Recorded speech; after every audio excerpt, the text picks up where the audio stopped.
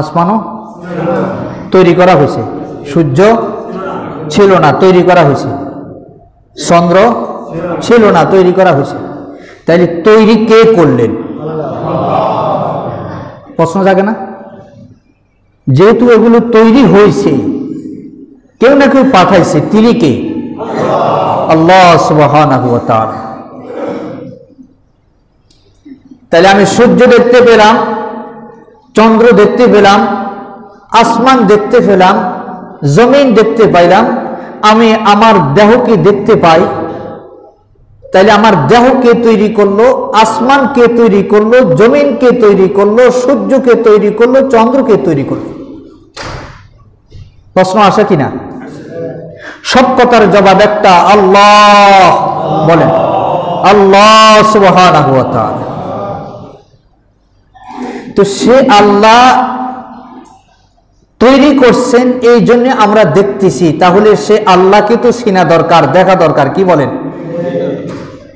তা আল্লাহকে আপনি দেখবেন কেমনে? চিনবেন, বুঝছি, বুঝতে পারলেন, বুঝে আসলে চিনা যাবে, দেখবেন কেমনে? আল্লাহ পাকের তো স্পষ্ট ঘোষণা যে আমাকে দুনিয়ার চক্ষু দিয়ে, জাগতিক চক্ষু দিয়ে আমাকে তোমরা দেখতে পারবা না। আশিকো কা দিল বানায়া আয়না আল্লাহ ने उसको रोशन कर दिया इश्क़ रसूल अल्लाह ने। আল্লাহ আল্লাহ এই যে শিরিন নাম শিরশকর্মী কোনত জানম तमाम बुजुर्गी की नहीं हमको जरूरत গোলাম अपना बना दे हम खुदाया। আল্লাহকে চিনার জন্য শুধু দুইটা জিনিস দরকার। কয়টা? আওয়াজ দিতে হবে, কয়টা?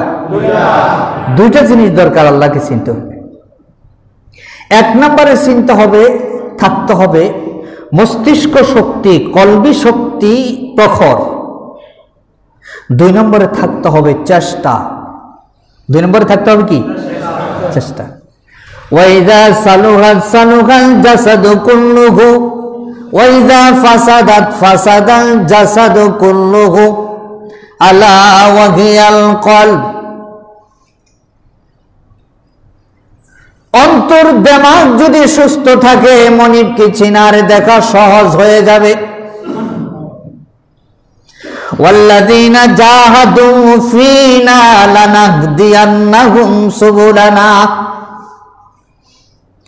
বান্দা যখন দৌড়তে শুরু করবে হেদায়েতের রাস্তার দিকে, আল্লাহ বলেন আমি রহমতি হাত দ্বারা হেদায়েতের রাস্তা সহজ করে দেই। তাইলে হেদায়েতের রাস্তা সহজ হওয়ার জন্য রাস্তা আছে না নাই? আর আল্লাহকে বুঝার আর দেখার এর থেকে দুই জিনিসের বেশি দরকার আছে কিছু? কিছু দরকার নেই। এই দুই জিনিস কি হলে আসবে সে কথা কোরআন বলছে। পড়ি আউযু বিল্লাহি মিনাশ শাইতানির রাজীম বিসমিল্লাহির রাহমানির রহিম।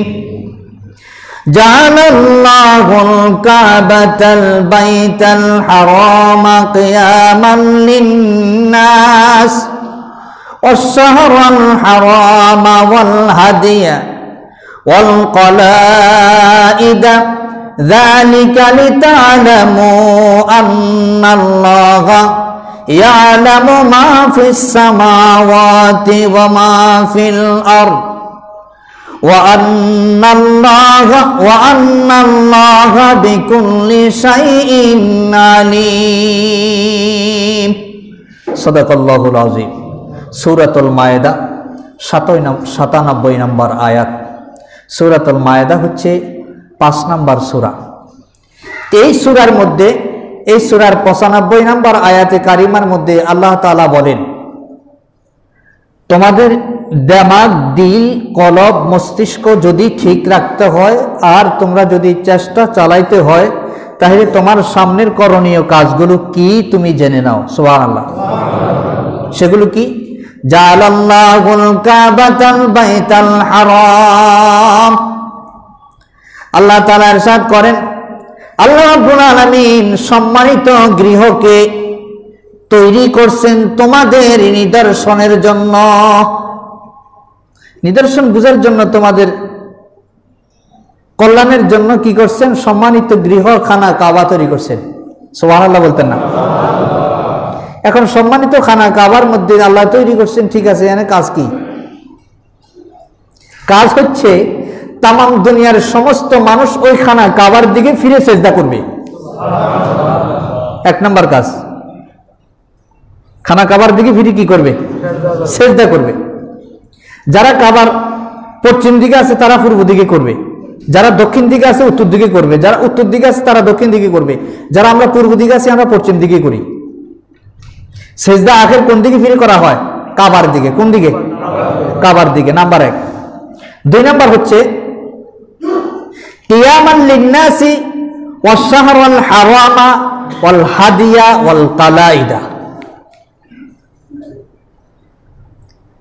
খানা কাবা সম্মানিত করে আল্লাহ তাআলা তৈরি করছেন। এখান থেকে তোমরা কল্যাণ নেবে কিসের মাধ্যমে? তার দিকে ফিরে সেজদার মাধ্যমে, খানা কাবার মালিকের কাছে প্রার্থনার মাধ্যমে, এবং সেই খানা কাবা গিয়ে তোমরা হজ করবে হজের মাধ্যমে। সুবহানাল্লাহ। কয়টা কথা কয় না? 3টা। কয়টা? 1 নম্বর সেদিকে ফিরে নামাজ, খানা কাবার মালিকের কাছে প্রার্থনা তাওবার মাধ্যমে। 3 নম্বর সেখানে যায় হজ করবে। আসেনি 3টা? কথা কয় না? আসেনি 3টা? এই 3টা হলো ওগুলো সামনের গুলো, আগে যে বলছি সেগুলো বুঝার 1 নম্বর পন্থা। এগুলো হলো কি? 1 নম্বর। 2 নম্বর হচ্ছে সম্মানিত মাস। সম্মানিত মাস আল্লাহ তাআলা রাখছেন যেখান থেকে মানুষেরা কল্যাণ নিতে পারবে। সে সম্মানিত মাস কি? সম্মানিত মাস হচ্ছে 1 নম্বর মুহররম। কি মাস? মুহররম, যেটা কোরআন শরীফের আয়াত, সেটার ব্যাখ্যা করছে। 1 নম্বর কি? মুহররম। 2 নম্বর হচ্ছে রজব। 2 নম্বর কি? 3 নম্বর হচ্ছে জিলকদ। 3 নম্বর কি? 4 নম্বর হচ্ছে জিল হজ, যে সময় হজ করতে যাওয়া হয়। সুবহানাল্লাহ। এই সম্মানিত মাস কয়টা? 4টা। রমজান তো স্পেশাল, শাহরু রমাদান আল্লাযী উনজিলা ফীহিল কোরআন, সেটা আলাদা। এটার আরশ আজিম থেকে ফয়সালা হয়, যেটা লৌহে মাহফুজ থেকে কি হয়েছে? ফয়সালা হয়েছে, নাজিল হয়েছে, সেটা আলাদা মাস। সেটার ব্যাপারে এক্সট্রা আয়াত আছে, সেটা এখানে না। এখানে হচ্ছে 4টা। কয়টা? 1 নম্বর মুহররম, 2 নম্বর রজব, 3 নম্বর জিলকদ, 4 নম্বর জিলহজ। এই 4টা মাস হলো কল্যাণময় মাস, আল্লাহ তাআলার নির্ধারণ করা সম্মানিত মাস। এই সম্মানিত মাসগুলোকে যারা সম্মান করবে, এই সম্মানিত মাসগুলোতে যারা হত্যা, দর্শন, গুম, খুন করবে না, বেঁচে থাকবে এবং এর থেকে শিক্ষা নিবে, তারাই যেন হেদায়েতের চেষ্টা করলো। সুবহানাল্লাহ। এইভাবে যদি হেদায়েতের চেষ্টা করা হয়, আল্লাহ বলেন আমি তাকে হেদায়েত দিয়ে দিব। সুবহানাল্লাহ। হেদায়েত কেমনে আসবে বুঝছেন তো? জাহাদুর চেষ্টা কেমনে করবেন এই পবিত্র মাসগুলোতে? আল্লাহর হাবিব সাল্লাল্লাহু আলাইহি ওয়াসাল্লাম কে আল্লাহ তাআলা বললেন, হাবিব আমার, কাফিরেরা যদি আপনার সঙ্গে বারবার আপনাকে আঘাত করতে আসে, যুদ্ধ করতে আসে, তাহলে আপনি তাদের সঙ্গে যুদ্ধ লিপ্ত হবেন। আর নচেত এই পবিত্র 4টা মাসের মধ্যে কাফেরদের সঙ্গে আপনি যুদ্ধ লিপ্ত হবেন না। এই 4টা মাস পবিত্র। 2 নাম্বার, খানা কাবার চত্বরের ভিতরে কোনো হত্যা করা যাবে না।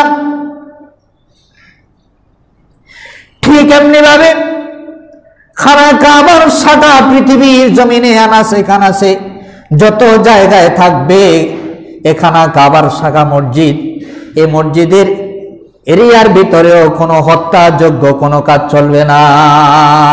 সুবহানাল্লাহ। তাহলে খানা কাবা পবিত্র, খানা কাবার শাখা যেটা মসজিদ সেটাও কি পবিত্র। যে মসজিদের টাইলসের উপর অনেকে মশা মারে, ঠাস করে থাপড় দেয়, আছে না? আছে না? রক্ত সব লাগায় কোলানো মসজিদের মধ্যে। একটা অপরাধ করলেন থাপ্পড় দিয়ে, 2 অপরাধ করলেন মসজিদ নাপাক করি। অন্য কায়দা যদি মারতে পারেন মারেন, এমন করে মারা যাবে না দ্বিতীয় ব্যক্তি আওয়াজ পায়, এমন করে মারা যাবে না যেখানে মসজিদ নাপাক হয়। এটা হলো আমাদের লোকাল মসজিদের কথা বলছি, খানা কাবা না। তাহলে খানা কাবার সত্তরকে পবিত্র করছে কে? আল্লাহ সুবহানাহু ওয়া তাআলা। তাহলে খানা কাবার ভিতর থেকে, সত্তরের ভিতর থেকে, এখান থেকে শিক্ষা আমরা নিতে পারি তো? কি বলেন, পারি কিনা? এরপরে হচ্ছে কলাইদা ওয়াল হাদিয়া এবং কলাইদা। এই হাদিয়া এবং কলাইদা কি? হাদিয়া হচ্ছে হজ্জে তামাত্তু, হজ্জে ইফরাদ। এই যে হজ করতে আমরা যাই, হজে যাওয়ার সময় যে হাদিগুলো নেওয়া হয়, যে জন্তুগুলো জানোয়ারগুলো নেওয়া হয়, এগুলো কি বলা হয়? হাদি। আর কলাইদা কি? কলাইদা হচ্ছে কোরবানির জায়গায়, নির্দিষ্ট জায়গায় পৌঁছার জন্য এগুলো যে কোরবানির পশু হজের লোকেরা আনছে, এগুলোর গলার মধ্যে মালা পরাই দেওয়া চিহ্নের জন্য। চিহ্ন নকশা নিশানা, বুঝেন তো? চিহ্ন নকশা নিশানা বুঝেন না? এগুলোর গলায় এসব নকশা নমুনা দেওয়া, এটাকে বলা হয়েছে কলাইদা। এখানে মুফাসসিরিনরা আরো কিছু ব্যাখ্যা করছেন, তো যাই হোক সেই ব্যাখ্যার দিকে যাব না, আমরা সরল যেটা, সহজ যেটা সেটাই বুঝি। তো ওখানে হাদির দ্বারা কি বুঝালেন, এখানে কলাইদার দ্বারা কি বুঝালেন? হাদির দ্বারা আল্লাহ তাআলা বুঝাতে চাইলেন এই কথা, হজ করতে যায়া হাজী সাহেবরা যেরকম নিজের পশুগুলোকে, আদরের বস্তুগুলোকে সেখানে সাথে নিয়ে যায়, একদিকে হজ করে কষ্ট করে, আরেকদিকে সেখানে কোরবানি করে, তাও আল্লাহর জন্য। তোমরা যদি হজ করতে নাও যাইতে পারো, তাহলে জমিনের মধ্যে থাকা তামাম দুনিয়ার সমস্ত মুসলমানেরা কোরবানি করো। সুবহানাল্লাহি ওয়া বিহামদিহি। কোরবানি 3 প্রকার। কয় প্রকার? ভালো করে বুঝতে হবে। কোরবানি কয় প্রকার? 3 প্রকার। 1 নাম্বার কোরবানি হচ্ছে জানের কোরবানি। কিসের কোরবানি? জানের কোরবানি। 2 নাম্বার কোরবানি হচ্ছে মালের কোরবানি। 3 নাম্বার কোরবানি হচ্ছে দিল, মস্তিষ্ক, দেমাগের কোরবানি। বিজ্ঞানীরা আবিষ্কার করছে কি দ্বারায়? কথা কয় না, কি দ্বারায়? দিল দেমাগ দ্বারায়। তাইলে দেমাগের জিহাদ আছে না নাই? শারীরিক জিহাদ আছে না নাই? আর্থিক জিহাদও আছে না নাই? তাহলে এই 3 প্রকারের জিহাদ দিয়ে যে ব্যক্তি চেষ্টা করবে আল্লাহর দ্বীনকে হেফাজত করার জন্য এবং হেদায়েত পাওয়ার জন্য, আল্লাহ তাআলা বলেন এই 3 প্রকারের চেষ্টার মাধ্যমে আমি তাকে হেদায়েত দিয়ে দিব এবং জিহাদের ময়দানে বিজয় দান করব। সুবহানাল্লাহি ওয়া বিহামদিহি। ওয়াজ বুঝে আসেনি না আসে না? এর নাম তাফসীর। কোরআন থেকে যদি আমরা কথা শুনতে না পারি, আর কোরআন থেকে কথা শুনে যদি আমরা হেদায়েত প্রাপ্ত হইতে না পারি, তাহলে বুঝতে হবে যে আমাদের ঈমানের সমস্যা। আমি ইস্তেগফার করতে হবে, তওবা করতে হবে। এই যে কথাগুলো এখন হচ্ছে, এগুলো কিসের কথা বলছি? কোরআন থেকে বলছি। এই কথাগুলো এখন আপনারা এখানে 500 লোক আছেন বা 1000 লোক থাকবে, 200 লোক থাকবে, এই লোকগুলো শুনবে। মাইকে যতটুকু আওয়াজ যায়, যারা বাহিরে আছে তারা শুনবে। এ পর্যন্ত সীমাবদ্ধ। কি বলেন, ঠিক না? এ পর্যন্ত সীমাবদ্ধ। এই যে সামনে একটা মিডিয়া দেখছেন, এই মিডিয়াটার মাধ্যমে তামাম দুনিয়ায় এই দাওয়াতটা পৌঁছে যাবে। আজকে এই দাওয়াতটা, কোরআনের কথাগুলো তামাম দুনিয়া কি হয়ে যাবে? পৌঁছে যাবে।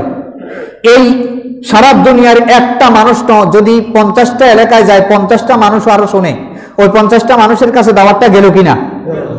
আজকে আমাদের হাতে, যাদের হাতে বড় বড় সেট আছে, মোবাইল আছে, এরা আজকে ফেসবুক, ইন্টারনেট চালায়। অনেকে চালায় না? সার্চটা দেওয়ার সাথে সাথে কি আসে? ল্যাংটা ছবি আসে কিনা? তাহলে সার্চ দেওয়ার সাথে সাথে ল্যাংটা ছবি আসার মানে হলো যে কাফের মুশরিক বেঈমানেরা আপনার আমার ঈমানকে ধ্বংস করার জন্য এমন ভাবে সেট করছে, আপনি ওপেন করবেন সাথে সাথে তাদের ল্যাংটা ছবি আসা করবো। আপনার চোখের জিনা শুরু হয়ে গেল। চোখের জিনা কি শুরু হয়ে গেল? শুরু হয়ে গেল। চোখের জিনা থেকে বাঁচার জন্য পৃথিবীর সমস্ত মিডিয়া মুসলমানেরা দখল করা উচিত। কি দিয়া? কোরআন শরীফ তেলাওয়াত দিয়া, কোরআন হাদিসের আলোচনা দিয়া, বয়ান দিয়া। যখন আপনি এগুলা দিয়ে যখন মিডিয়াতে ভরতে শুরু করবেন, তখন আর সার্চ দিলে ওই ল্যাংটা মহিলা ছবি আসবে না, তখন সার্চ দিলে ওয়াজ চলে আসবে, তাফসীর চলে আসবে, তেলাওয়াত চলে আসবে, ইসলামী সঙ্গীত চলে আসবে। আজকে আমরা মিডিয়াকে হারাম বলতে বলতে বলতে বলতে কাফের মুশরিকরা সুযোগ পাইয়া এমন দখল করছে, এখন আমাদের মা বোনদের ইজ্জত তো নিচে নিচে, এখন আমাদের পুরুষদের ইজ্জত তো আরো আগে নিয়ে গেছে। ইজ্জত নেওয়া শেষ, এখন উলঙ্গ করে রাস্তায় ছেড়ে দিলে কিরকম দেখা যায় সেটা সিনারি শুরু হয়েছে, সেটাও শেষ হয়েছে, এখন কোনটা বাইর করে আবার কি জানি। সুতরাং সেটাও একটা দাওয়াত। এই যে কোরআনের কথা আলোচনা হচ্ছে আমরা শুনতেছি, এটাও একটা দাওয়াত, এটাও কি দাওয়াত। আর এই দাওয়াত রাসূলুল্লাহ সাল্লাল্লাহু আলাইহি ওয়াসাল্লাম যেদিন শুরু করছেন, 100-200 নিয়ে শুরু করছেন না, একজন, উনি একা শুরু করছেন, একা শুরু করছেন। কত শয়তান কত দিক থেকে বেশকি দিছে, কেউ ডান দিক থেকে, কেউ বাম দিক থেকে, কেউ সামনের থেকে, কেউ পিছনের থেকে, কত রকমের বেশকি, কত রকমের টিটকারি, কত রকমের বিদ্রুপ, এবং ওদের বুড়ি পর্যন্ত মাথার উপরে চাপাই দিছে কিনা? জিবরাইল সেদিন অত্যন্ত দ্রুত বেগে আসছিলেন, যেদিন আল্লাহর হাবিব সাল্লাল্লাহু আলাইহি সাল্লামের মাথার উপরে সেজদায় দেওয়ার পরে বুড়ি চাপাই দিছে, জিবরাইল আমিন দ্রুত বেগে আসছিলেন এবং বলছেন আল্লাহর হাবিবের নিঃশ্বাস বন্ধ হয়ে গেছিল, চোখ মুবারক টপকে পড়ে যাওয়ার উপক্রম হয়ে গেছিল। আল্লাহ তাআলা জিবরাইলকে বললেন, জিবরাইল যাও তাড়াতাড়ি, আমার হাবিব দম বন্ধ হয়ে নিঃশ্বাস বের হয়ে যাচ্ছে, তাড়াতাড়ি করে এটা সরাই দাও। জিবরাইল আমিন খুব দ্রুত বেগে আসলেন এবং সরাই দিলেন। মানুষের হাত ছিল, সহযোগিতা ছিল। তো এই দাওয়াতের কাজ করতে গিয়ে, কোরআনের কথাগুলো মানুষের কাছে পৌঁছাইতে গিয়ে, কালিমার দাওয়াতের হক কথাগুলো, মানুষ মূর্তি পূজা ছেড়ে দিন গ্রহণ করছে, এত সহজে না, অনেক রক্ত যাওয়ার পরে। সেই রক্তের ধারাবাহিকতায় হযরত হুসাইন রাদিয়াল্লাহু তাআলা আনহু কারবালার প্রান্তরে রক্ত দিছেন কি দেন নাই? সেই মাসটাই হলো এই মুহররম মাস। আল্লাহর নবী সাল্লাল্লাহু আলাইহি ওয়াসাল্লাম বসা, এমন মুহূর্তে জিবরাইল আমিন হাজির, আল্লাহর নবীকে সালাম জানালেন। সালাম দেওয়ার পরে আল্লাহর হাবিবের সঙ্গে কথোপকথন হচ্ছে। এমন অবস্থায় জিবরাইল আমিন বললেন, ইয়া রাসূলুল্লাহ, ইয়া হাবিবাল্লাহ, আপনার হাসান, আপনার হুসাইন কলিজার টুকরা, এই মুহূর্তে হাসান হুসাইন আসছে। আসার পরে আল্লাহর হাবিব হাসান হুসাইনকে আদর করতেছে। এই অবস্থায় আল্লাহর হাবিব সাল্লাল্লাহু আলাইহি ওয়াসাল্লামকে জিবরাইল আমিন বললেন, ও আমার হাবিব, ও আল্লাহর নবী, আপনি কি জানেন আপনার হুসাইন কোন জায়গায় শাহাদাত বরণ করবে? আপনার হুসাইন হাসান কোন জায়গায় শাহাদাত বরণ করবে? আপনি চলে যাওয়ার পরে কিছু নামদারি মুসলমান থাকবে, যাদের মুখে থাকবে মুসলমানি, লেবাসে থাকবে মুসলমানি, কিন্তু কাজ কর্মগুলো সব ইহুদিদের হবে। নাউজুবিল্লাহি মিন জালিক। বলে এটা কেমন কথা বলো? বলা হ। আল্লাহর নবী সাল্লাল্লাহু আলাইহি ওয়াসাল্লামকে বললেন, ও আল্লাহর নবী, আপনি যদি চান যেই জায়গায় আপনার হুসাইন মৃত্যুবরণ করবে, যে জায়গায় আপনার হুসাইন শাহাদাত বরণ করবে, সেই জায়গার মাটি আপনার সামনে হাজির করতে পারবো। আল্লাহর নবী বললেন, ওরে জিবরাইল, সেই জায়গার মাটি এবং সেই জায়গাটুকুন আমার সামনে যদি তুলে ধরতা, আমি যদি সেই জায়গাটুকুন দেখতে পাইতাম। জিবরাইল আমিন সেই জায়গায় বসা ছিলেন। জিবরাইল আমিন ওই কারবালার মাটিগুলোকে আস্তে করে আল্লাহর হাবিবের সামনে তুলে ধরলেন আর বললেন, ইয়া রাসূলুল্লাহ, ইয়া হাবিবাল্লাহ, এই জায়গায় আপনার হুসাইন শাহাদাত বরণ করবে, এই জায়গায় মাথা রাখা হবে, এই জায়গায় তারা উল্লাস করবে। নাউজুবিল্লাহ। কোন জায়গায় উল্লাস করবে, কোন জায়গায় মাথা রাখবে, কোন জায়গায় মারা হবে, সব জায়গায় দেখা দিলেন। আল্লাহর নবী সাল্লাল্লাহু আলাইহি ওয়াসাল্লাম আল্লাহর কাছে দোয়া করতে শুরু করলেন, ও আল্লাহ, যারা আমাকে মহব্বত করলো, আমার হাসান হুসাইনকে মহব্বত করবে, আমার কলিজার টুকরা ফাতেমাকে মহব্বত করবে, তারা যেন আমাকে মহব্বত করলো। আর যারা আমাকে মহব্বত করলো, সে যেন আমার আল্লাহকে মহব্বত করলো। যারা আল্লাহ তার রাসূলকে মহব্বত করবে, তারা আল্লাহর হাবিবের সঙ্গে জান্নাতে থাকবে। আর যারা তাদের সঙ্গে দুশ্মনী করবে তারা আল্লাহ তার রাসূলের সঙ্গে দুশ্মনী করলো, আর যারা আল্লাহ তার রাসূলের সঙ্গে দুশ্মনী করলো তারা অচিরেই জাহান্নামে যাবে। কন নাউযুবিল্লাহ। সেই দিনটাই সামনে আসতেছে। আজকের এই মুহররমের দিনটাই সেই দিন হযরত হুসাইন রাদিয়াল্লাহু তাআলা আনহু দলবল নিয়ে যখন কারবালার দিকে রওনা হয়ে গেলেন, আল্লাহর নবী সাল্লাল্লাহু আলাইহি ওয়াসাল্লামের কথা মতো হযরত হুসাইন রাদিয়াল্লাহু তাআলা আনহু সংগ্রাম শুরু করে দিলেন। আর সংগ্রাম করতে করতে শাহাদাত বরণ করলেন। তারপরেও এক মুহূর্তের জন্য কোন কাফেরের সামনে মাথা নত করে নাই। করছেন? শুধু এই মুহররম কারবালা দিয়ে নয়, হযরত আদম আলাইহিস সালাতু ওয়াস সালাম থেকে কারবালা শুরু হয়েছে। আল্লাহ তাআলা মা হাওয়াকে, বাবা আদম আলাইহিস সালাতু ওয়াস সালামকে দুইজনকে আল্লাহ তাআলা সুন্দর করে মিলাই দিলেন আশুরার দিনে। সুবহানাল্লাহ বলতেন না? হযরত মূসা আলাইহিস সালাম ফিরআউনের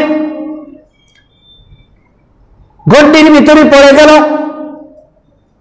এখন আর দৌড় দেওয়ার সুযোগ নাই। সামনে হলো দরিয়া, পিছু হলেন কাফের মুশরিকরা। মূসা আলাইহিস সালাম অস্থির হয়ে গেলেন। অস্থির হচ্ছেন? অস্থির হন নাই, তিনি নবী। তার সঙ্গীরা সাহাবীরা বললেন, ও মূসা আলাইহিস সালাম, আপনার প্রভু কোথায়? আমরা তো দুই দিক থেকে আমরা তো আটকে গেলাম, ধরা পড়ে গেলাম। সামনে হলো আমাদের দরিয়া, পিছনের দিকগুলো তারা ব্লক করে আমাদের উপরে হামলা চালানোর জন্য সামনে আসতেছে। এখন আমরা কি করব? মূসা আলাইহিস সালাম বললেন, ও আমার সাথীরা, ও আমার সঙ্গীরা, যেহেতু আল্লাহ তাআলা আমাকে নবী হিসেবে পাঠিয়েছেন আর আমাকে দাওয়াতের কাজের জন্য পাঠিয়েছেন, যে আল্লাহ আমি মূসার দায়িত্ব নিয়েছেন সে আল্লাহ তোমাদের দায়িত্ব নিয়ে নেবেন।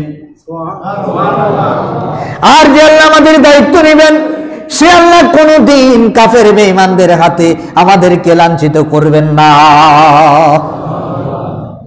কোনদিন আল্লাহ তাআলা আমাদেরকে কাফের মুশরিকদের হাতে এরকম লাঞ্ছিত করবেন না, আমাদের জন্য রাস্তা খুলে দিবেন। অপেক্ষা করো তোমরা। দরিয়ার ভিতর দিয়ে রাস্তা ছিল দরকার একটার। মূসা আলাইহিস সালাতু ওয়াস সালামকে আল্লাহ তাআলা বললেন, ও মূসা, তোমার হাতে যে লাঠি আছে লাঠি দিয়ে দরিয়ার মধ্যে আঘাত করো। দরিয়ার মধ্যে আঘাত করা হলো, একবারেতে আল্লাহ রাব্বুল আলামিন 12টা রাস্তা খুলে দিলেন। 12টা রাস্তা খুলে দেওয়ার পরে মূসা আলাইহিস সালাতু ওয়াস সালাম তার দল বল সঙ্গে নিয়ে দরিয়া পার হয়ে চলে গেলেন। ফেরাউনের দল বল লইয়া যখন রাস্তা পাকা পাইয়া সামনের দিকে অগ্রসর হতে শুরু করলেন, দরিয়া জিজ্ঞাসা করলো, রব্বুল আলামিন, আমার ভিতরে এতক্ষণ পর্যন্ত ছিল তোমার মাহবুব গোলাম মুমিনেরা, তোমার নবী আমার ভিতরে ছিল, আমি এতক্ষণ বরদাস্ত করেছি, সম্মান দিয়ে রাস্তা করে দিয়েছি, জায়গা করে দিলাম। এখন আমার ভিতরে মুশরিক আসছে, কাফের আসছে, এখন বলো আমি কি করতে পারি? আল্লাহ তাআলা বললেন, ও দরিয়া শোনো, তুমি তো আমার নির্দেশ মতো রাস্তা হয়েছে বলে, হ্যাঁ, বলে যদি আমার নির্দেশ মতো রাস্তা হয়ে থাকো তাহলে কাফেরকে আসতে দাও, তুমি কাফেরের উপরে জুলুম করো না। যখন মাঝ বরাবর আসবে আমি হুকুম জারি করে দিব, তুমি আবার সুন্দর করে মিলে যাইবা। লাজিদাওয়ালা নিদাওয়ালা হাদ্দালে মাওলা আল আনা কামা কানা ওয়ালা মিয়াল কে জাওয়ালা সারে দুনিয়া খ মুখালিফ कुछ नहीं नुकसान है, गम नहीं है, डर नहीं है, जब खुदा रहमान है। আল্লাহ ছিলেন মূসা আলাইহিস সালাতু ওয়াস সালামের সঙ্গে, আর আল্লাহ তাআলা পার করে দিলেন মূসা আলাইহিস সালামকে। যখন ফেরাউন দলবল নিয়ে নদীর মাঝখান পর্যন্ত চলে গেলেন, আল্লাহ তাআলা নির্দেশ জারি করে দিলেন, পানিরে এতক্ষণ আমার মূসাকে উঠানোর জন্য জারি করছি হুকুম, এখন আমি হুকুম জারি করে কাফেরকে ডুবাইয়া দাও। এবার দুদিক থেকে পানি আসলো, মূসা আলাইহিস সালাতু ওয়াস সালাম সঙ্গে নিয়ে তারা বেঁচে গেলেন। দুই দিক থেকে পানি চাপা এমন ভাবে দিল, হাবুডুবু খাইতে খাইতে জনমের মতো শেষ হয়ে দুনিয়ার থেকে বিদায় নিল। বিদায় নেয় যখন, হাবুডুবু খায় আর পানি খায় যখন, তখন তিনি বলছেন আনা মিনাল মুসলিমিন, আমি তো একজন মুসলমান। আল্লাহ গো মুসা আলাইহিস সালাম যে আল্লাহর উপরে ঈমান আনছে, আমি তো সে আল্লাহর উপরে ঈমান আনছি, আমাকে সুবাউকা। আল্লাহ বলেন আন আন আন, এখন এখন এখন এখন তুমি সুবানি খায়া এখন বলো ঈমান আনছি, এখন গার ঈমান বলার কোনো দাম নাই। এখন সুবানি খাইয়া ফ্যাট যখন ডিঙ্গির মতো হয়েছে, এখন বলো আমি ঈমান আনছি, এখন এরকম ঈমান আনছি বলার কোনো দাম। ঠিক তেমনি ভাবে এই ফেরাউনের চরিত্রের যারা থাকবে কিয়ামত পর্যন্ত, আল্লাহ তাদেরকেও এরকম সমুদ্রে সুবাইয়া মারতে পারেন কি পারেন না? সুতরাং আজ যারা নবুয়তের বিরুদ্ধে কথা বলে, কোরআনের বিরুদ্ধে কথা বলবে, ইসলামের বিরুদ্ধে কথা বলবে, কাবার বিরুদ্ধে কথা বলবে, কাবার মালিকের বিরুদ্ধে কথা বলবে, কাবার মালিকের সংবিধানের বিরুদ্ধে কথা বলবে, আজ সে আল্লাহ আছেন ফেরাউনের মতো তাদের মৃত্যু হবে। আল্লাহ তাআলা ওই চরিত্র থেকে আমাদেরকে হেফাজত করুক, বলি আমিন। এরপরে আল্লাহ রাব্বুল আলামিন বিশ্বনবী সাল্লাল্লাহু আলাইহি সাল্লামকে বললেন, হাবিব আমার সেই মুসা আলাইহিস সালাতু ওয়াস সালামকে আমি বাঁচিয়ে দিলাম এই মুহররম মাসে।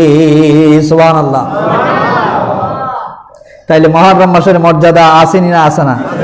শুধু কারবালা দিয়ে না, শুধু কারবালা দিয়ে না। আল্লাহ তাআলা এই কালামে হাকিমের এই জায়গায় বলেন যালিকা লিতা'লামু আন্নাল্লাহা ইয়া'লামু মা ফিস সামাওয়াতি ওয়া মা ফিল আরদি ওয়া আন্নাল্লাহা বিকুল্লি শাইইন আলীম। মানুষের কল্যাণের জন্য এই সব প্রতিষ্ঠা করা হয়েছে। এটা এই জন্য যে তোমরা যেন জানতে পারো আল্লাহ আসমান সমূহে, আল্লাহ তাআলার আসমান সমূহে যা কিছু আছে, জমিনের মধ্যে যা কিছু আছে, সব বিষয় সম্পর্কে আল্লাহ তাআলা জানেন, আল্লাহ তাআলা খবর রাখেন। কোন জায়গায় দাঁড়িয়ে আল্লাহর কালামের বিরোধিতা করা হয়, কোন জায়গায় দাঁড়ায় আল্লাহর কালামকে রক্ষা করার পরামর্শ করা হয়, কোন জায়গায় দাঁড়ায় আল্লাহর নামের তাসবিহ পাঠ করা হয়, আর কোন জায়গায় দাঁড়ায়া আল্লাহ তার মুসলমানদেরকে গালি দেওয়া হয়, মারার জন্য ষড়যন্ত্র করা হয়। আল্লাহ বলেন জমিনের যেই জায়গায় যা কিছু হচ্ছে সব আমি আল্লাহ খবর রাখি। আল্লাহ সব জানেন কি জানেন না? সব জানেন। সুতরাং আমি মুখে বলবো মুসলমান, কাজ করব ইহুদিদের, আর সুরুত দেখাবো মুত্তাকির, কোনোদিন হবে না। আল্লাহ তাআলার ধরা বড় শক্ত, আল্লাহ ছেড়ে দেন না, মাত্র ছাড় দেন কিছুদিনের জন্য। আল্লাহ যখন ধরবেন তখন এমন শক্ত হাতে ধরবেন, তাম দুনিয়ার সবকিছু যদি আসে এক চুল পরিমাণ লড়ানোর কোনো ক্ষমতা থাকবে না, এবং রাখবেও না। তাহলে জমিনে যা আছে সব আল্লাহ জানেন, আসমানে যা আছে সব কিছু আল্লাহ জানেন, আর আসমান আর জমিনের ভিতরে যা কিছু আছে সবাই আল্লাহর নামের তাসবিহ পড়ে। সবাই আল্লাহর নামের কি করেন? তাসবিহ পড়েন এবং আল্লাহর আনুগত্য স্বীকার করেন। সমুদ্র আনুগত্য মানে আল্লাহর যেহেতু দরজা খুলে দিল মুসা আলাইহিস সালামের জন্য, আর নমরুদ কাফের মুশরিকদের জন্য পানি চাপা দিয়ে শেষ করে দিলেন, তাহলে বোঝা গেল নদী কার হুকুমে চলে?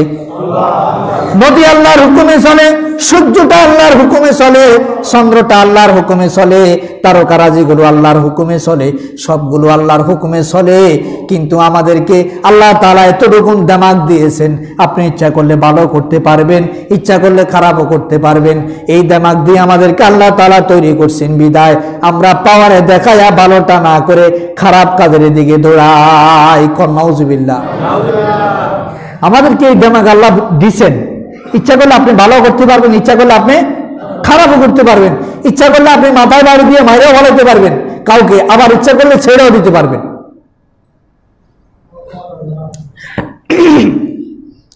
যেহেতু আল্লাহ তাআলা এই শক্তি আমাদেরকে দান করছেন, সেহেতু আমরা যেখানে ইচ্ছা সেখানে ক্ষমতা খাটানোর চেষ্টা করি, যেখানে ইচ্ছা সেখানে ক্ষমতা খাটানোর চেষ্টা করি না। আল্লাহ তাআলা বলেন তোমার ক্ষমতার পরে তো আমার ক্ষমতা শুরু হবে, তুমি কি জানো না? তোমার ক্ষমতা হলো একদিন, আর আমার ক্ষমতা হলো কিয়ামত পর্যন্ত। কিয়ামতের পরেও কার ক্ষমতা চলবে?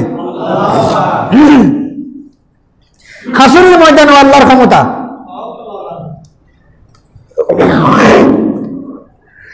কিয়ামতের মাঠেও আল্লাহর ক্ষমতা, হাসরের ময়দানেও আল্লাহর ক্ষমতা, বিচারের দিনও থাকবে আল্লাহর ক্ষমতা, দুনিয়ার জমিনেও আল্লাহর ক্ষমতা, আসমানেও আল্লাহর ক্ষমতা, কবরের ভিতরেও কার ক্ষমতা চলবে?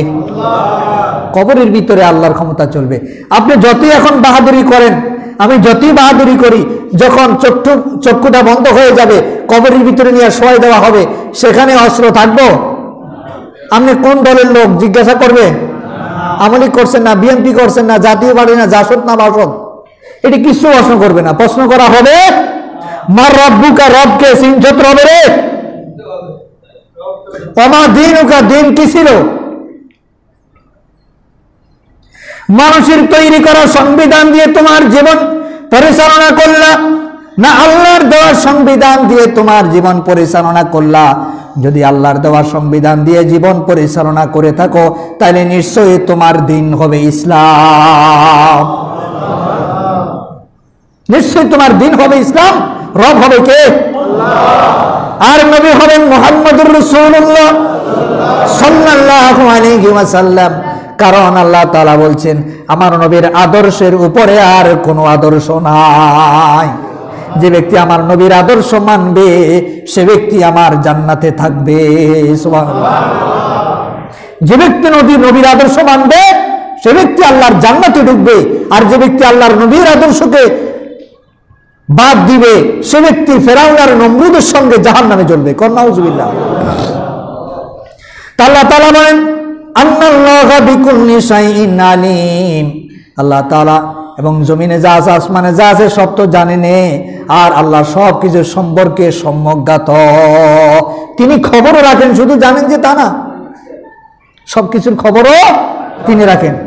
ওয়ান ইবনে আব্বাস রাদিয়াল্লাহু তাআলা আনহুমা আন্নান নবী সাল্লাল্লাহু আলাইহি ওয়াসাল্লাম লাম্মা কদিমাল মাদিনাতা ওয়াজাদাহুম ইয়াসুমুনা ইয়াওমা ইয়ানি আশুরা ফাকালু হাদা ইয়াউমুন আযীম ওয়া হুয়া ইয়াউমুন নাজ্জাল্লাহু ফীহি মূসা ওয়া আগরাকা আলা ফিরআউন ফাসামা মূসা শুকরান লিল্লাহ ফাকালা আনা আওলা বিমূসা মিনকুম ফাসামাহু ওয়া আমারা বিসিয়ামি রাওয়াহুল বুখারী। আল্লাহর নবী সাল্লাল্লাহু আলাইহি ওয়াসাল্লাম ইরশাদ করেন, ইবনে আব্বাস রাদিয়াল্লাহু তাআলা আনহু থেকে বর্ণিত, নবীজি সাল্লাল্লাহু আলাইহি ওয়াসাল্লাম যখন মক্কা থেকে মদিনার দিকে রওনা দিলেন, মদিনাবাসীদেরকে এমন ভাবে তিনি পাইলেন যে তারা একদিন সাওম পালন করে, একদিন রোজা পালন করে। তখন জিজ্ঞাসা করলেন আল্লাহর নবী, তোমরা কিসের রোজা পালন করো? বলে, আমরা মুহররমের রোজা পালন করি। বলে, কেন পালন করো? আল্লাহ তাআলা মুসা আলাইহিস সালাতু ওয়াস সালামকে এই দিনে মুক্ত করছেন, মুক্তি দান করছেন। এই জন্য আমরা মুসা আলাইহিস সালাম মুক্তি পাওয়ার পরে একদিন রোজা রাখছিলেন, সেই জন্য মুসা আলাইহিস সালামের অনুসরণ করে আমরা একদিন রোজা রাখি। আল্লাহর হাবিব সাল্লাল্লাহু আলাইহি ওয়াসাল্লাম বললেন, আমি একজন নবী, মুসা আলাইহিস সালামও একজন নবী, সুতরাং তোমাদের থেকে মুসা আলাইহিস সালামের মহব্বত আমার অন্তরের মধ্যে বেশি। সুবহানাল্লাহ। আমার অন্তরের মধ্যে তোমাদের চাইতে মুসা আলাইহিস সালামের মহব্বত বেশি। সুতরাং নবী যেহেতু অনুসরণ করছে, রোজা রাখছেন, আমিও রোজা রাখবো, আমিও রোজা রাখবো। এই জন্য আল্লাহর হাবিব সাল্লাল্লাহু আলাইহি সাল্লাম আশুরার রোজা একটা রাখছেন, কিন্তু মৃত্যুর আগে দিয়ে বলে গেছেন। অর্থাৎ তিনি বলছেন, আগামী বছর যদি আমি বেঁচে থাকি তাহলে দুইটা রাখবো, 9 তারিখ একটা, 10 তারিখ একটা। তাইলে 9 তারিখ একটা, 10 তারিখ একটা। আল্লাহর হাবিব তো ওই বছরে আসার আগে আগে কি করছেন? ইন্তেকাল করছেন। যেহেতু ইন্তেকাল করছেন, আর রাখতে পারেন নাই, কিন্তু হাদিস দ্বারা প্রমাণিত হয় যে 80টা রোজা রাখতে হবে। কয়টা? কমপক্ষে 2টা। আর যদি 3টা রাখেন অসুবিধা নাই, 4টা রাখেন অসুবিধা নাই, 5টা রাখেন অসুবিধা নাই, তবে 10 তারিখের সঙ্গে মিলাইয়া রাখতে হবে। এর আগেও একটা, পরেও 10, অর্থাৎ 9 তারিখ একটা, 10 তারিখ একটা। যারা 3টা রাখবেন 8, 9, 10 রাখলেন, যারা 4টা রাখবেন তারা 7, 8, 9, 10 রাখলেন। এইভাবে, অর্থাৎ একটা রোজা না রাখি, তাইলে ইহুদিদের সাথে মিলাবেন না। ইহুদি খ্রিস্টানেরা যেটা করবে মুসলমানেরা সেটা বর্জন করবে। এটাই হলো আল্লাহ তাআলার হুকুম, রাসূলুল্লাহ সাল্লাল্লাহু আলাইহি সাল্লামের বিধান। আল্লাহ হাবিব বলছেন,